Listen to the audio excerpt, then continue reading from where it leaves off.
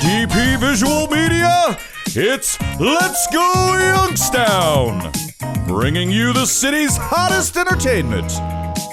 On today's episode, photographer Sean Posey, with musical guests Wren, Rooster, and Third Class. Don't touch anything. We'll be right back after these messages with Let's Go Youngstown.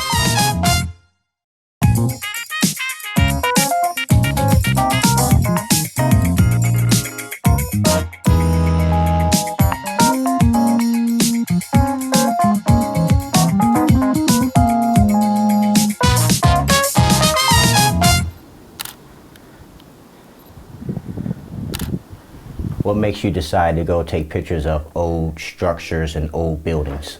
Years ago, before I was even a photographer, my father took me through a bunch of the old steel mills down in Camel in Youngstown, Ohio, telling me the history about it, and telling me, oh, well, these mills, all these people used to work here. These huge, giant buildings that you're not used to seeing nowadays. Empty buildings, or sometimes there were still things in them, like people's clothes and old pieces of machinery. I'm like, wow, wouldn't it be interesting to take pictures of this? So years later, when I actually knew how to take pictures, I came back to Youngstown first and I started shooting all the old historical structures I could find, like factories, even like people's houses. I started going into houses and photographing old houses where people had just up and left all their stuff there. I mean, some of these houses were probably sitting for maybe 20 or 30 years. And so some of them ain't the safest place to be in. No, not at all. So how do you go about preparing your gear to go on one of these photo shoots?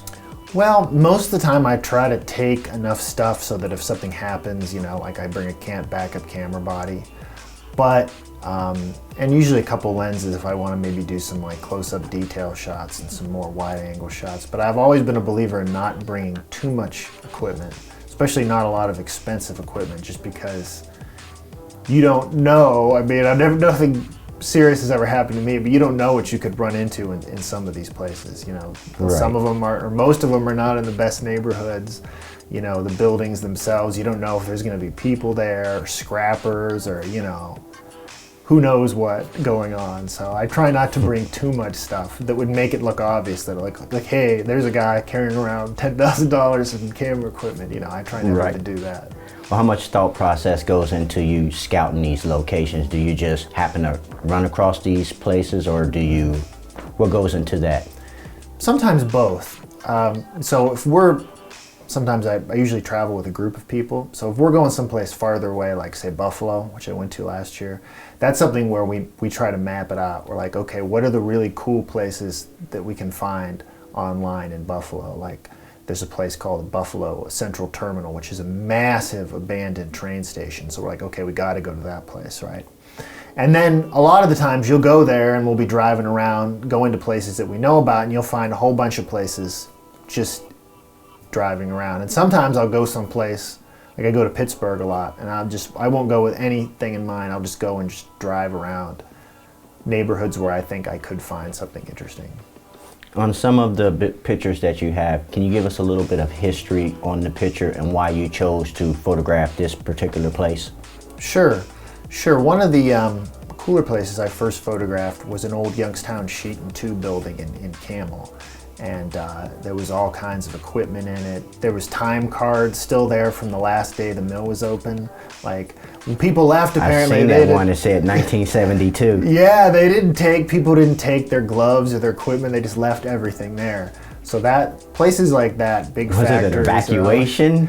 Yeah, I don't know. You wonder. It's like, I've been in places where there's still paperwork with people's social security numbers and work records. And you're like, wow, company didn't even take this stuff. They just leave it here. So you find some wild stuff in old factories. So you're out taking pictures of all these different things, documenting everything. If pictures say 1,000 words, what picture speaks the most to you?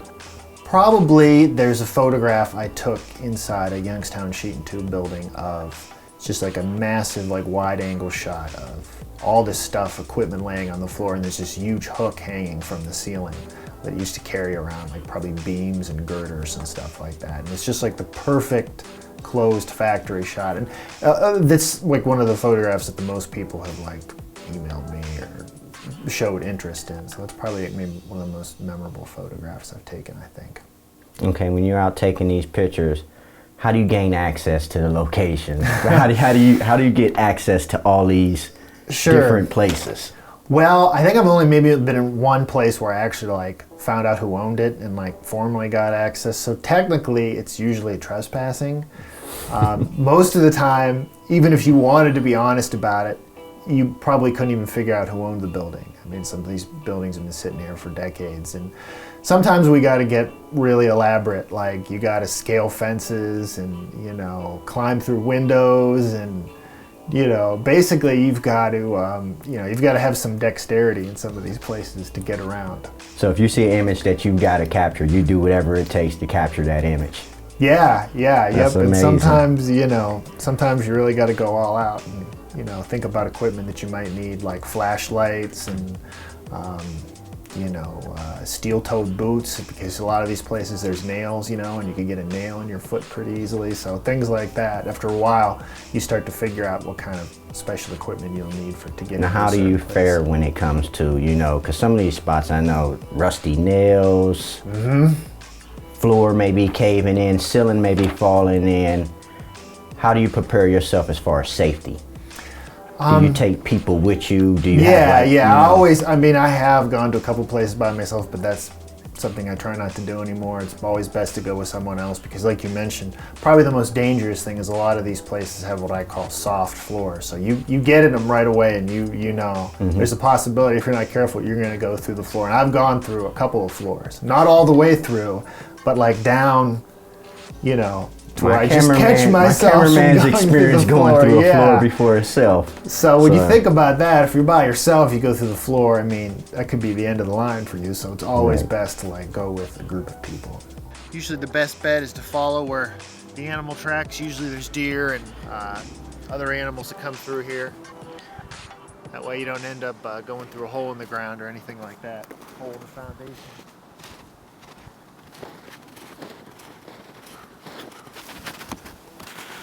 Well, in there, you're going to have a bad day.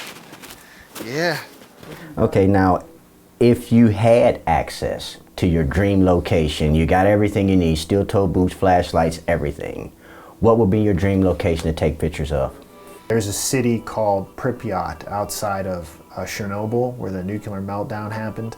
And when it happened, they evacuated the whole city. And it was a big, massive city with a amusement park in it and everything. And to this day, the radiation levels have gone down, so apparently it's somewhat safe, at least to visit. That whole city is just sitting there exactly as it was in 1986. So that would be, I think... I'm almost getting the impression that your photography is almost like a thrill ride for you. Some of it is. I mean, mostly I want the photographs, but sometimes it's, you know, there's kind of an adventurous aspect to some of these places, for sure. Cool. Now, who do you admire as a photographer? Who do you look up to? There's a guy I really like whose work's a lot different from mine, but I like his eye, I like the way he sees. His name's James Noctway. He's a photojournalist, and he was really a war photographer. I think he still might work, but for decades he was a war photographer, and he was in everything from Nicaragua to Bosnia, the Iraq War. He was even there at 9/11 when the planes crashed into the World Trade Center. So this guy's been everywhere, and he's got a really good eye, and I just admire his sense of composition in the moments that he captures. So. Now, if our viewing audience wanted to find out more about Sean Posey and your work, where would they go to find that out? On Facebook, Sean Posey Photography. My website is Sean Posey at photoshelter.com. That's where I have most of my work. Also, if you Google my name, I have work on a lot of different websites, various different work. I've done a lot of Rust Belt stuff on different websites. My work is it's pretty easy to find on the internet. Thanks for stopping by, Sean. We appreciate it. Thank you very much for having me. Appreciate it.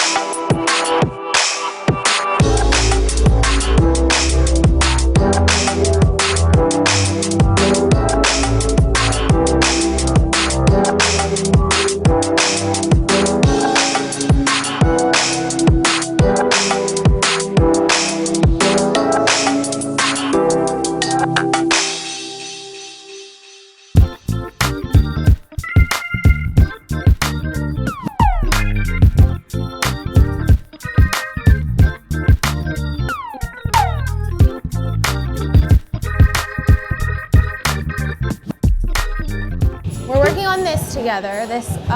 This project, country western project. it's like a of country ours. western folk project. It's called Wren, Rooster, and Katie Ann has her own project that she's done forever, and I have a band called The Zoo, and then we've been dating for 2 years, and we always make music, and we do these little acoustic shows together. But a lot of this material was written, it's original stuff we wrote for this project. It's kind of in the vein of like a Johnny and June or Emmylou Harris and Rodney, and there's all these kind of old country duos that you see out there, and it's kind of that singer-songwriter, a little more of a country feel, but definitely not like a modern country feel, probably much more like a 70s and earlier country feel.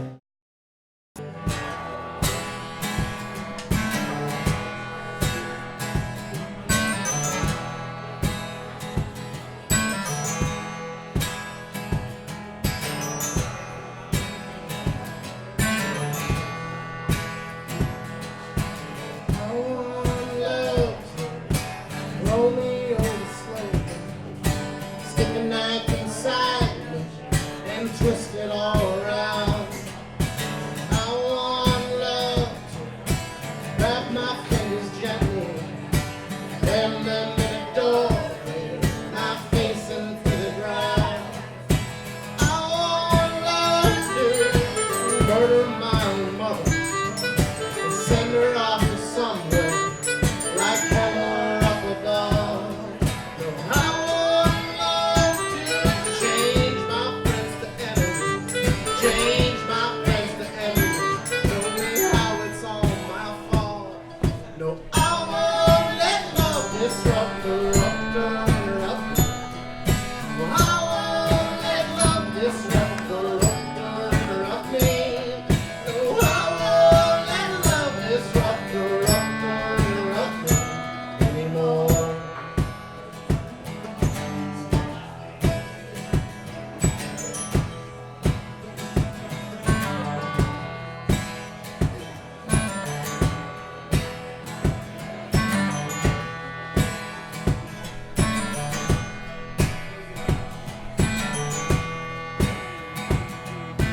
I want love to walk right up and bite me, grab a hold of me and fight me, leave me dying on the ground. I want love to wrap my throat, cover up my ears and never let me hear a sound. I want love to forget how you offended me or how you had defended me when everybody brought me down. No, I want love to change my friends to enemies, change my friends to enemies. Show me how it's all my fault. No, I won't let love disrupt or interrupt me. No, I won't let love disrupt or interrupt me. No, I won't let love disrupt or interrupt me anymore.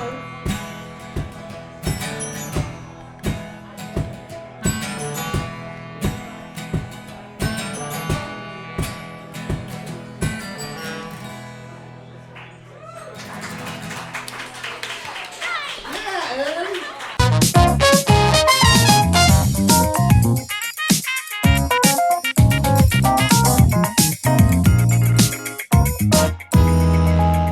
We've been together since 1999. We started the band when we were freshmen in high school. My brother Jack was the last to join. It was first me and my friend Peppy who were doing raps over keyboard demos. And then he was like, "Can I come and join the band?" And we were like, "Only if you promise not to hang out with us otherwise, because we're too cool for you." And now he's too cool for us. So how would you describe your style? We play what a lot of people these days call indie rock. When we started, we called it alternative rock. I'm sure there'll be another name for it soon, but we like to call it quirky pop music.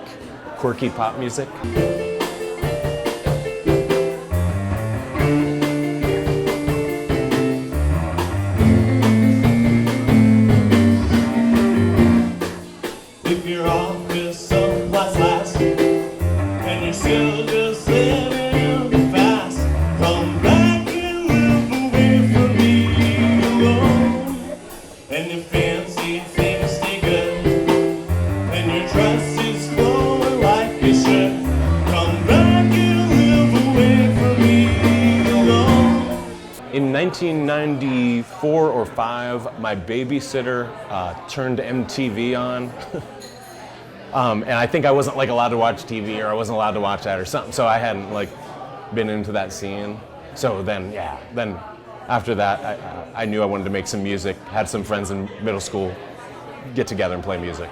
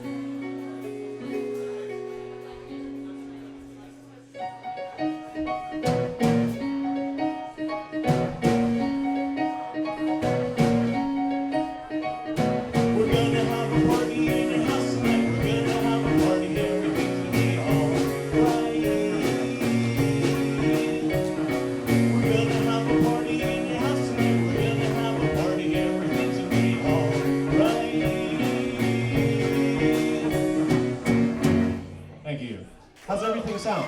Everything okay? Okay. Musicians? Okay. Right now I'm listening to a band called Noah and the Whale, which is a good group. And you said who inspired us? Or Who inspires you? Who inspires you? You know, those guys inspire me because they do a lot of really fun pop music, but with good lyrics. I think as we got older, lyrics started to matter more and more to us. So surprisingly, as I get older, people like Bob Dylan and Tom Petty and people like that just do like really simple, like straightforward love songs have really like gotten to me, and I want to try to make more heartfelt music. I think when we started when we were younger, we did like crazy, weird lyrics, and that's awesome, but I think we're getting a little bit more like down to the heart as we get older. And so it's fun to write kind of like serious love songs or songs about the past, things like that. It's fun. Like basic is good sometimes with lyrics. So as a group, you would say that you're developing? Yeah, we're developing, but we're simplifying. It's weird. When you're young, you just have so much energy and you want to get all crazy and go every which way. And as you get older, you start streamlining a little bit and knowing what your style is and admitting that you maybe write the same song over and over again, but it's a good song. It's a shame. It's a shame. Blowing you spiral over the carpet. It's a shame. It's a shame. Blowing you spiral over the carpet like that makes my skin bottom up green. Makes my skin bottom up green. Blowing you spiral over the carpet like that makes my skin bottom up green. Makes my skin bottom up green. Drug inside your wrist, drug inside my wrist, drug inside my wrist is clean. My wrist is clean. A drug inside your wrist, a drug inside my wrist, a drug inside my wrist is clean. My wrist is clean from all